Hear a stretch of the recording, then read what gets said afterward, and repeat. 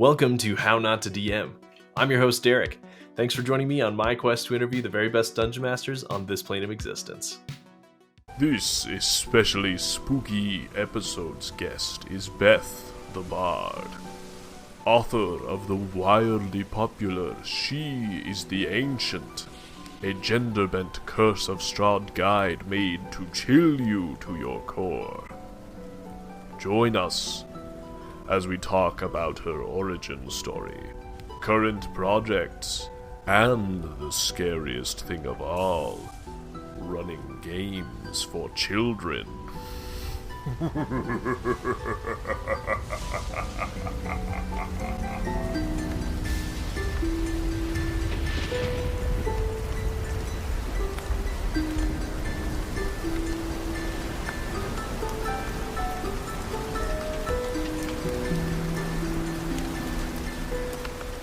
Alright, well, hello, I'm Beth the Bard. I got into TTRPGs because I really wanted to be part of a community, and nerds seemed like the good community to join. I grew up with, very religious family stuff, and felt very lonely when I left them and that, and yeah, this kind of seemed like a really cool situation happening over here. So I was like, I'll learn the game, and then I'm gonna meet people, and I'm gonna make new family. And that is how I got hooked into that. And also role-playing is amazing. Theater kid, so I'm all about the theatrics of D&D. And that's, I think, why I like DMing more than I like playing, which you would think, like, oh, as a player, you get to, I get to cosplay, and I get to embody this one character and give it 100%, but it's like, no.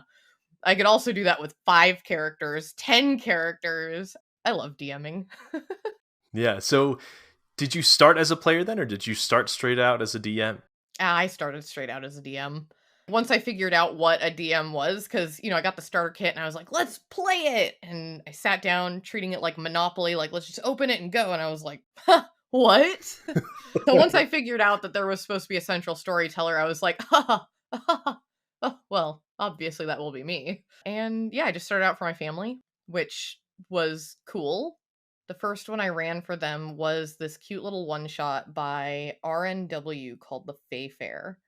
And it's still, to this day, one of my favorite one of my favorite campaigns ever to run. And I mean, we did the Lost Mines as well, but this was amazing. And I invited my sister-in-law and my brother over, and we threw pizza all over the table, and I made all the props and everything. It was like full-blown, like, printables, minis, colorful maps, all of that. And I didn't really know what I was doing, but I was like, let's wing it anyways. And at some point, my toddler had come up and thrown one of his T-Rex toys on the battle map, and we were like, yes, and so we had to fight a T-Rex, and it was really cool.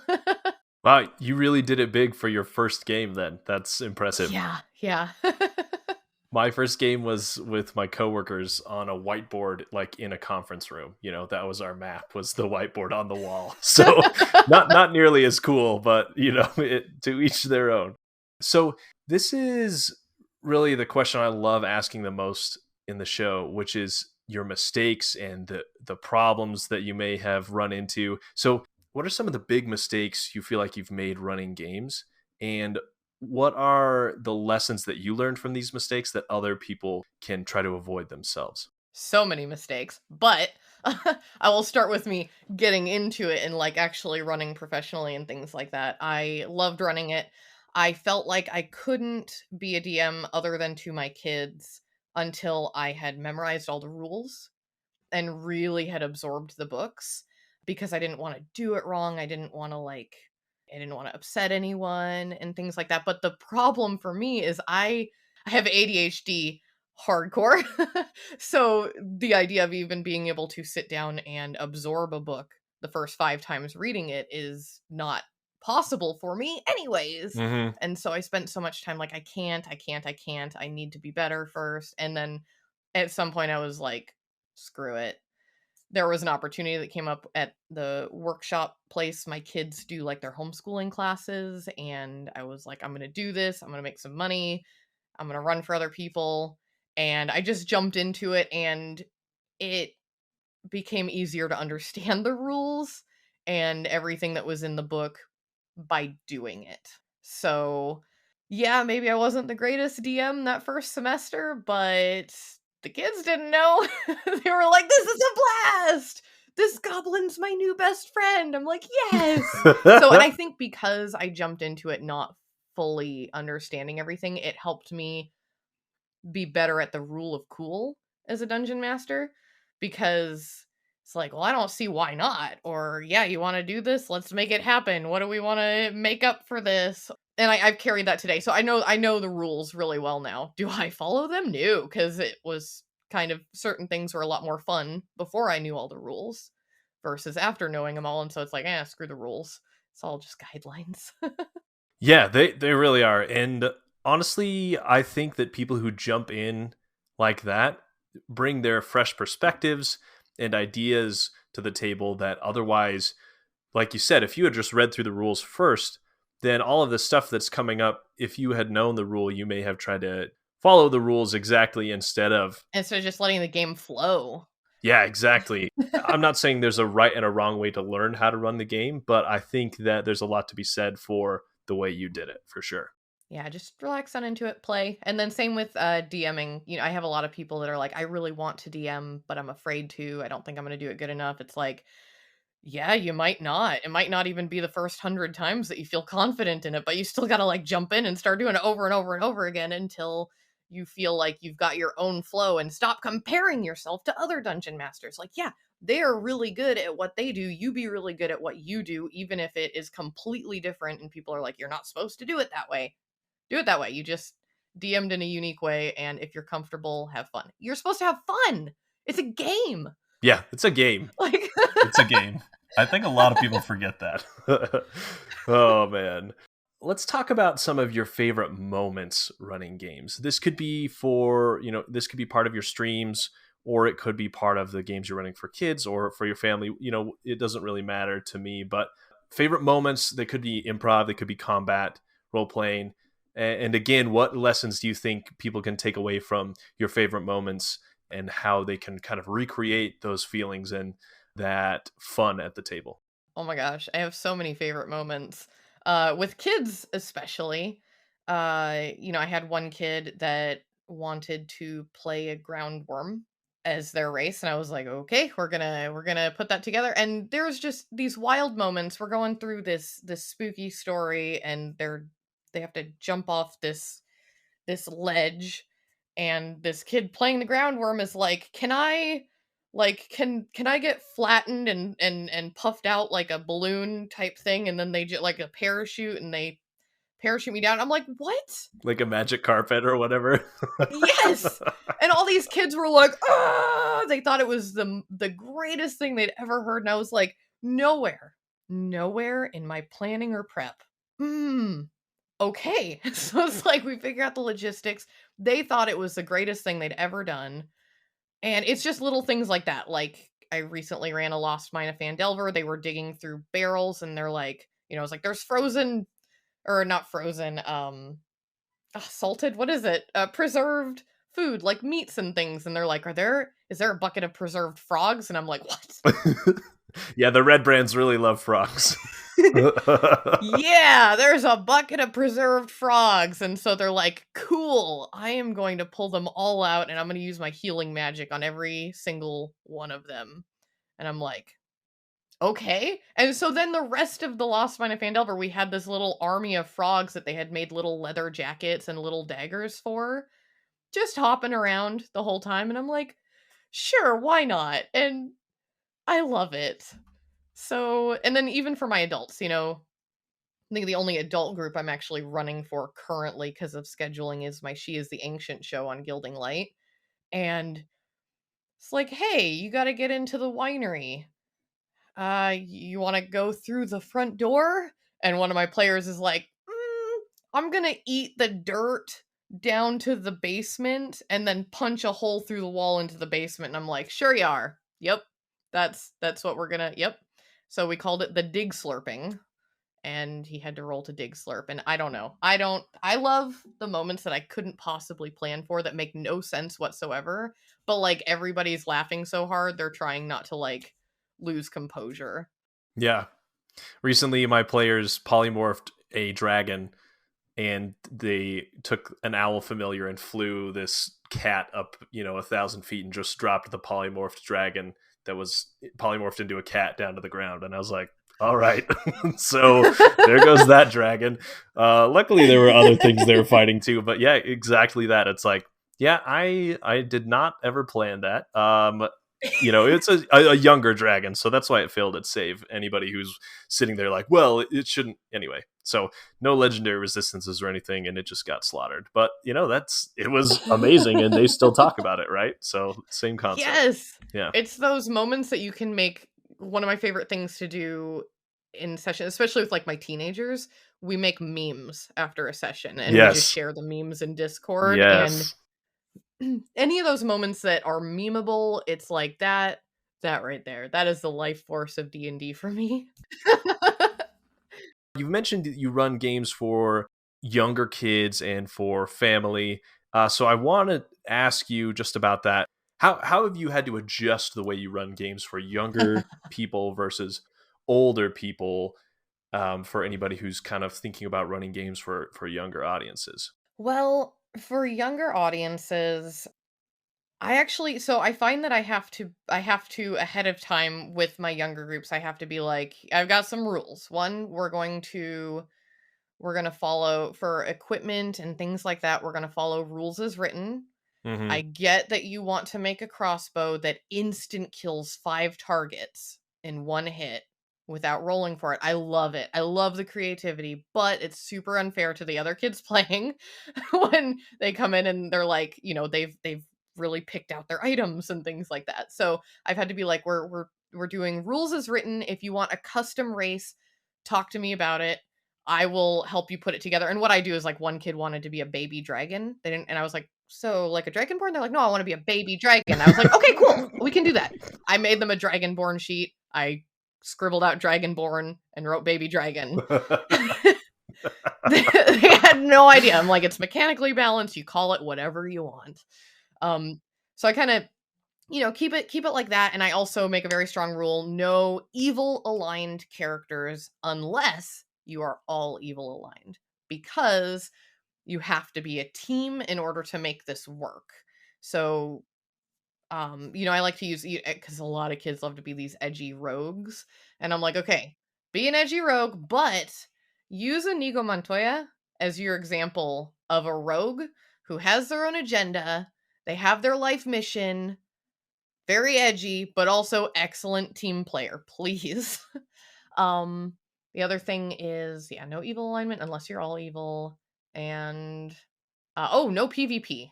I just hard no on that, because I gotta make it a safe space. So that includes stealing from each other.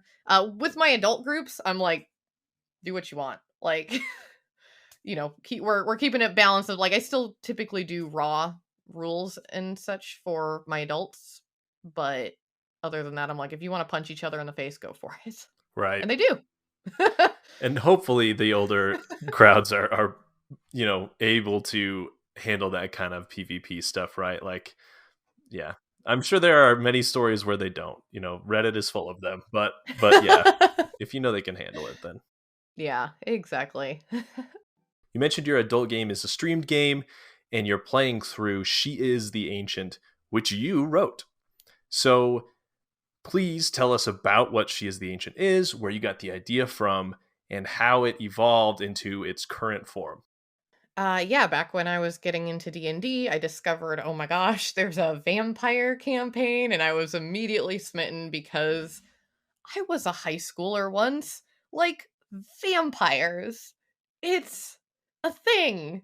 I never did get sucked into Twilight, but like all the other vampire stuff, I grew up on Anne Rice, Lestat. It's like, I love it so much. And so I got very excited about it. And then I was reading it and I was like, oh, it's Dracula. And then I was like, oh,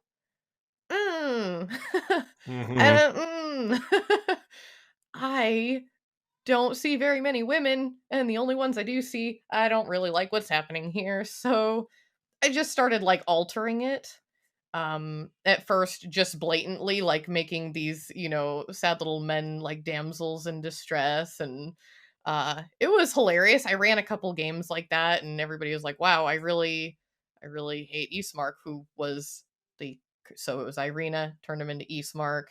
Everything was the same except the gender. It was wild. They were like, I can't stand this character now. And I was like, yeah, but you could stand them if they were a woman like previously, because you feel the need to help and save her and protect her. And so I was kind of seeing these double standards and getting more annoyed with it, and finally was like, screw it. Let's actually just sit down, and now that we've run it a couple times, what story changes do we want to make? And I just kind of jumped in and got my hands dirty with it, and then started playtesting that, and it was going pretty well. And so I had all the ideas and everything swirling around in my head for a while, and I didn't know DM's Guild existed. I think I only realized that I could do something with this content and maybe make money with it. But about 3-4 months before I published it was when I was like, wait, I could do something with this information? So then I started kind of planning that, and first thing I did was reach out to an artist that I really admired. I was like, I just have this beautiful visual that you would do the art for this. And so I set that in motion and started talking to people. Sorry, just really quick.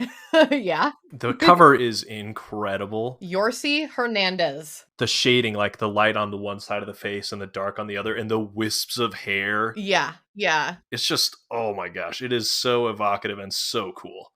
I was blown away when I first saw it. So yeah. Yeah, Yorsi, he's actually like, so he's doing the cover art for my next book too, and he did 2 pieces for me, the cover piece, and then there's a piece of art on the inside of the book that he did as well, which was like the more Nosferatu vampire look, because I was like, well, I'm getting a 2-for-1 kind of deal. Let's do 2 vampire portraits, and I'll probably use that for like a volume 2 or like a journal to go with it or something like that as the front cover. But I have him set up to do he's currently working on the cover for the next book too, and I'm very excited about it. He's amazing. I'm gonna try and persuade him to be the Johnny Depp to my Tim Burton and just like always do my cover art. Yeah, there you go. Yeah, that's so cool. So it came out of necessity then. You read through Strahd, you probably started playing it, and you're like, I don't like this, and through your own kind of homebrewing, you realized that you could create something new and different and interesting from the framework that was a module. So that's awesome. I love that. Yeah, and then discovered DM's Guild and was like, oh cool. Sure, Yeah. why not?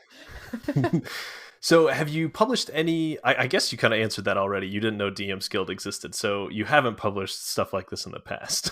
No, I haven't, but I am hooked. I'm ready to make DM's Guild like my full-time career. Yeah, you probably could. We've talked about this a little bit, but it's reached gold status on DM's Guild, right? So sold a ton of copies. Which blows my mind. And it's still going strong. Halloween's coming up. I'm sure people are looking for stuff. I feel like this is a testament to the fact that this kind of content is needed, right? There's a market for this more inclusive, more interesting content out there.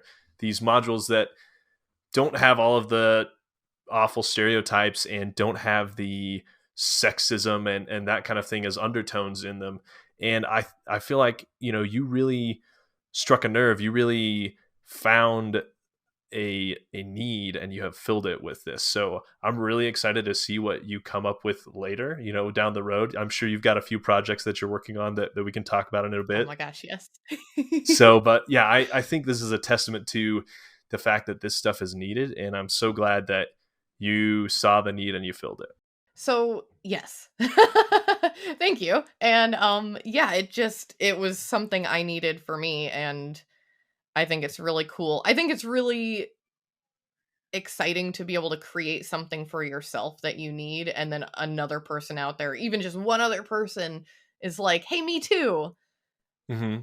That's all I needed, was just one other person. Hey, also, thank you. Yes, that was, but it was more than that. And I'm still really, really confused by that. When it hit silver bestseller, which is like 251 sales, I think, I was like, that's it. I found everyone in the entire world that is interested in this and will get something from it. And I'm so happy that I found all 251 of those people. And then it doubled and it's gold. And I'm like, what is happening? So yeah, very exciting. You should be excited. How have you dealt with the criticism and negativity that comes from the community as a creator? So surprisingly, I'm handling it better than I thought I would. This book was supposed to come out I discovered DM's Guild and was like, I'm going to put this out in the next month. Like, it's happening. And then I spent at least 2 months feeling too anxious. Like, I can't put it out there. Somebody's not going to like it. Mm-hmm. And yeah, there's a lot of people that don't like it. There's a lot of people that hate it. I've gotten some really angry emails. Emails. Emails, DMs, all of it. Oh yeah, I have very strongly worded words from very angry men. But it is interesting to me how I've taken the criticism, because instead of shutting down and feeling crappy about it, I feel like, oh hey, haha, I did something right. Because what they're angry about, that you're angry that there's more women. There's too many women in it now. Oh, good. Good. I did it.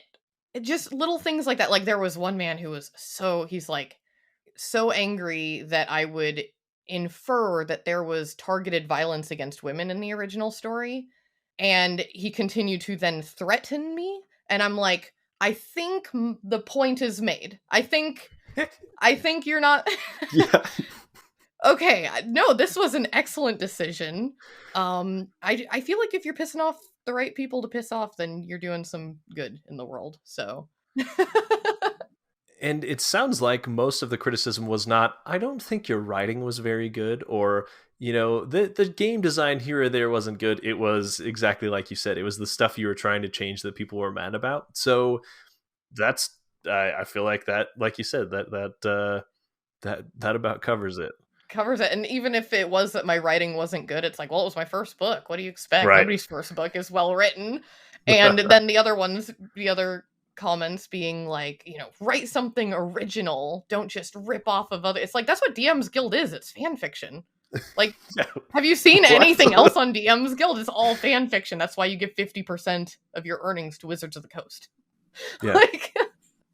So yeah. All sorts of very bad takes. Okay, well. But I've handled it so well, because I'm like, yeah, come at me. None of this makes sense to me, so go for it. I'm glad that you're taking it well. I know it can be tough, but I hope that you get less threatening emails. This came together very quickly. What were some of the most difficult parts of writing this guide? And then what do you feel like have been the most rewarding parts? Oh, man. Okay. So difficult is coordinating with other creators. So, not the actual contacting, hiring an artist, things like that, but plan extra time, because just like me, I'll be like, oh, I'm going to get this done by this time. And then, life happens. Same with other people. And so the timeline can get pushed a little bit. I was really lucky about it. My artist was the first person I reached out to, and then the rest of the art was had already been created, and I just kind of commissioned the use of it or things like that. Collaborating with people is the most difficult part, but I only collaborated with people on this book as far as artwork. Everything else was, I wrote it out, and then I would contact my sister-in-law and be like, what do you think about this? And she'd be like, maybe change it like this a little. I'm like, okay, cool, thank you. And so, that's not so much time restricted collaboration. Yeah, I think time management too. If anybody's working on a project, setting deadlines. Okay, sorry, I'm all over the place on this. No, it's okay. Setting a deadline. I also contacted Ginny D, because I was like, if I'm gonna do this, I'm gonna do this. And so I was like, hey, I'd love it if I could hire you to do a video to advertise this when it comes out. And she's like, cool, let's do that. And we were planning to do it in August. And so I was like, okay, I got a couple months to get this done. August 1st, she's like, hey, when are we doing this? I'm like, I haven't written anything yet. I haven't even started. The artist only just got back to me with the portrait last week. And she's like, okay, so luckily my schedule's open. How about we push it to the end of the month? I was like, thank you, Jenny. And so we settled on August 30th. So it was August 1st. The ad was going up August 30th. And I was like, okay, I guess I need to figure out how to write a book now.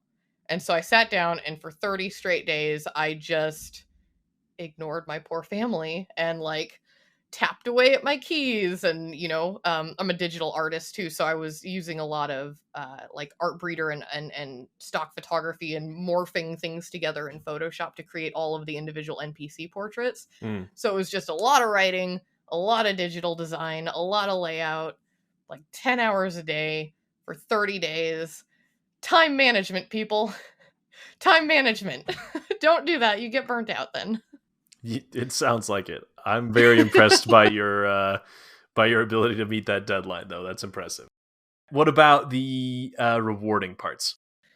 Just how excited people have been, and I didn't expect it. And so every single like really sweet comment I get about it, or somebody getting on Twitter and being like, "Oh, I just bought this and I'm gonna run it, and oh my gosh, it's amazing so far." I'm like, because I wasn't ever expecting any of that. Every single one, it's like, thank you. Like it feels so genuine and so special every single time somebody's excited about it. So that has been wildly rewarding.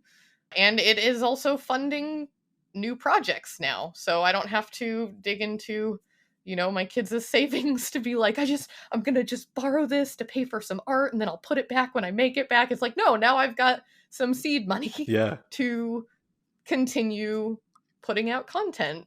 So that is a very good part, I'm sure. Yeah.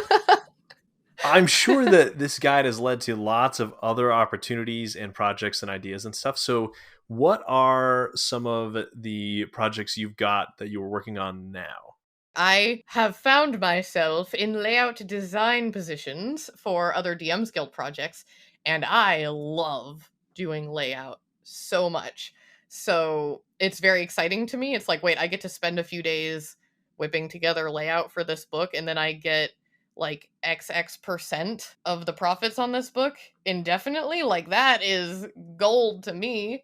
So I just recently finished up one called Tasha's Scrapped Book, which is like a sequel to Tasha's, I want to say, compendium of something, everything else, something like that. And so I just did the third layout for the third in that, which is Tasha's Scrapped Book, which is like all the leftover stuff from those series. And it was so much fun.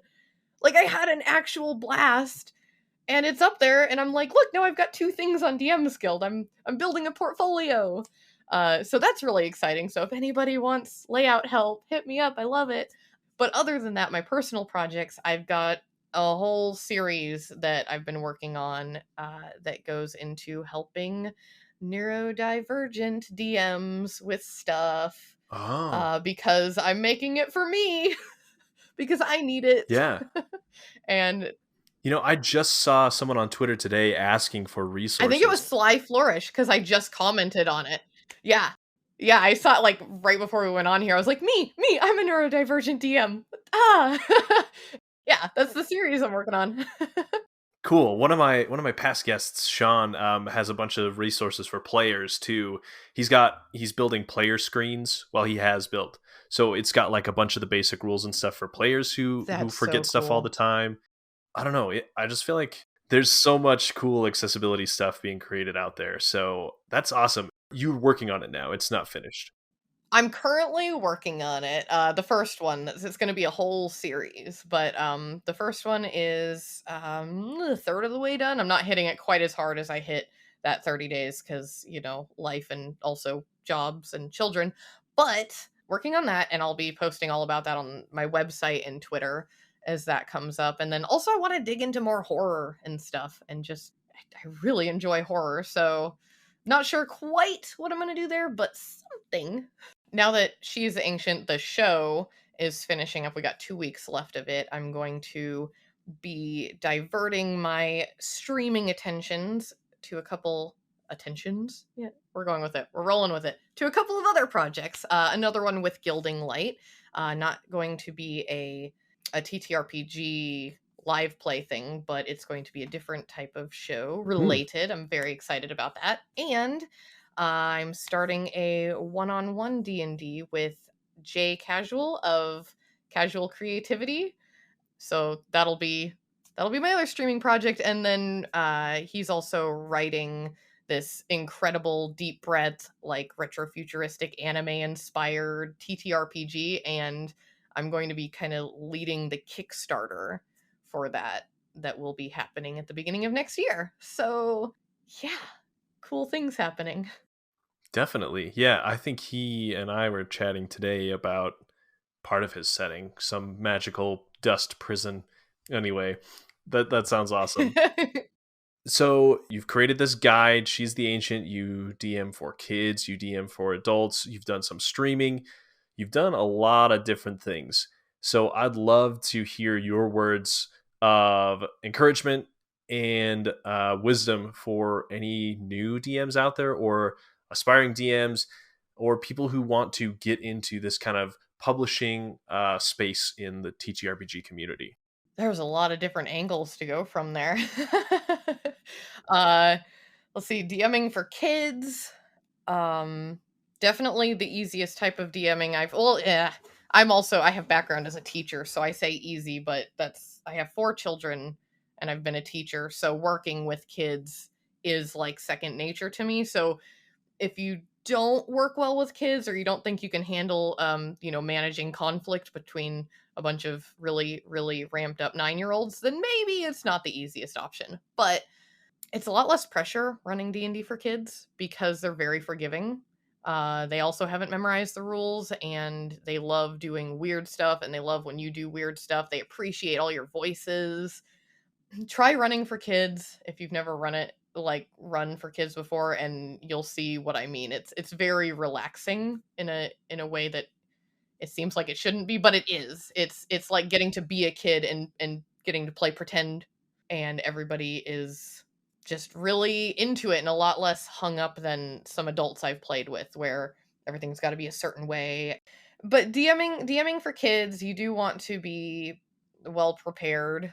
I mean, if you're professionally DMing for anybody, you've got to be super well prepared. I spend hours ahead of games just making sure I've got my content in order and things like that. But I know that the adults I've run for, and maybe it's just the adult groups I've run for, but they're all like, they go through the motions, they do the things, and then they get off the call and they've got a busy life of working and adulting. And these kids, some of them, they're like, okay, I'm going to get my homework done, but then I'm going to think all week about this campaign and where we are in the story and what has happened. And I've made a bullet journal to detail everything. And so, like, you got to be on top of your game of keeping track of what's happening when working with kids, because they've got the time to think about it and they remember everything. Let's see, DMing on a show.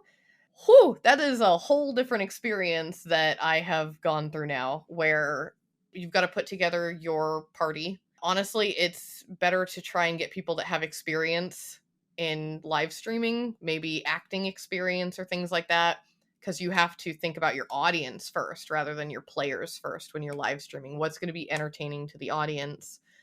I've talked a lot about this with my friend Jay, because I really struggled with doing this first live stream as a dungeon master and being like, I feel like I'm just trying to get on here and play D&D, but that's not how I'm supposed to do it. It's like, no, when you're live streaming, you have to kind of treat it more like a TV show. And some DMs get on and they try to make sure that every single, maybe you have 4 players, maybe you have 7 players, and you're trying to make them all have equal story time and everybody ties in together exactly and it ties to the plot and this. And that's exhausting for the dungeon master. That's exhausting for the players. And it's uninteresting to the audience, I think. I could be wrong on all this, but I've been analyzing it a lot. And even with a TV show, it's very hard. It's so hard. Yeah. That's why I never to balance that many people. Oh. Even I never go over 4 players because I just mentally I can't, and it's still too much. And if you look at a TV show, because when you live stream, you work in episodes, you work in arcs, you work in beginning of the season, end of the season, these types of things. Same with a TV show.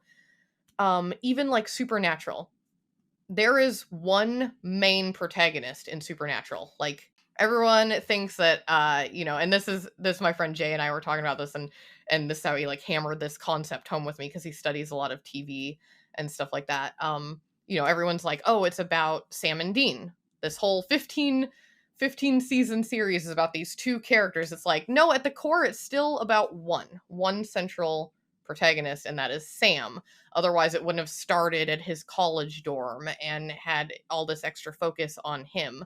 And so finding a way to pull that into your live streaming, like pick one character, really tie them in, and that doesn't mean like they get all the talk time and things like that, but you've got to, rather than trying to tie all the characters to each other and to the plot, it's like tie everyone to that one character, push things forward in that way, and it's going to make it more interesting to the audience too. Like, yeah, people watch Supernatural and they're like, yeah, I don't care about Sam, I only care about Dean. It's like, that's fine, you can still have your favorite characters, but the show is still centered around Sam, and that's how it all kind of falls into place. So that was just something I kind of discovered over the last few months, is trying to follow more of a TV format in building a stream. Yeah, no one has given that specific advice on this show yet, so I love that. I feel like in my home game, I can kind of do like the different story arcs that focus on one person's backstory, and then the next person's turn, and then the next person's turn kind of thing. Or, you have just like session or two that are focused on a specific story point that ties into one person's backstory. But like you said, that might not be incredibly interesting for a group, and it might not be the best format for an audience. Yeah, streaming is a whole different animal. So it is, yeah. And when I run just Zoom games or whatever for adults, it's like, yeah, we're just in here, we're having fun, we're winging it. But there's so many considerations when you're trying to keep an audience's attention. Mm-hmm. I think the best streams do what you were talking about. Like, there are a ton out there that might just play like they do when they're playing around the table or on Zoom or whatever. But yeah, I think the best ones focus on the story with incredible detail in a way that you're describing. Yeah. And finally, the creators out there, or would-be creators, aspiring creators, what encouragement do you have for them? Just do it. Start making stuff, and it's going to be weird at first, and then just get better at it as you go. Like, and this could just be the hyper focused ADHD in me, but it's like, for example, I wanted a really cool intro for our live stream show, something that was like black and white and edgy and had the creepy music and everything. And so I was like, I have this vision, I want it to be created, I don't know how to do it, I definitely don't have the confidence in doing it. And by 3 the next morning, I had the intro, just from just getting on and just trying, just getting my hands messy and figuring it out. The first couple, I was like, this is garbage. All right, this is the one. So yeah, just if you want to create something, there's always somebody out there that can help you with stuff that you really can't figure out, or you do not know how to do, or you just don't feel comfortable doing those things. I don't feel comfortable making beautiful cover art. There's no way. That is never going to be a thing for me. But other people are really good at it. So yeah, like find people, figure out how to work with them. Doesn't always have, pay the people you work with, but if everybody's broke, there's ways to get around it. It's like, hey, let's profit share on DM's Guild or things like that. Otherwise, just try it. Just make the things. It has been so much fun chatting, Beth. I told you before we started recording that I've had tons of people, I've been gushing to other people about how I'm really excited to chat, and everyone else has been really excited to hear what you've got to say too. So thanks for joining me for my Halloween episode, and I have had a ton of fun, and I'm really excited to see what you come up with next. Thanks for having me on. I appreciate it.